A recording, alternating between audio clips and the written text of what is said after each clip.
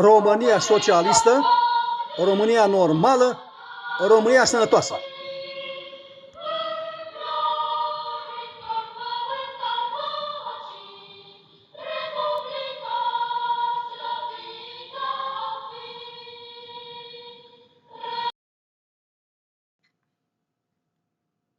Ne aflăm în fața fostei întreprinderi Autobuzul din București.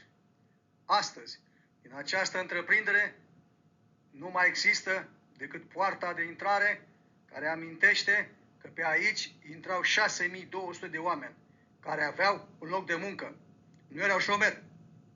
Așa cum se vede, această întreprindere a fost falimentată, furată bucată cu bucată și ruinată în anul 2002. Practic, astăzi nu mai există. Această întreprindere trebuia conservată și păzită până se găsea un investitor fidel care împreună cu specialiștii întreprinderii reușeau modernizarea autobuzelor, troleibuzelor și autoutilitarilor. Astăzi, cei care au ruinat această întreprindere vin și ne cer votul din 4 în 4 ani. Ei nu merită niciun vot. Nu mai sunt credibili. Să votăm Alianța România Socialistă, cei care au construit, nu pe cei care au distrus.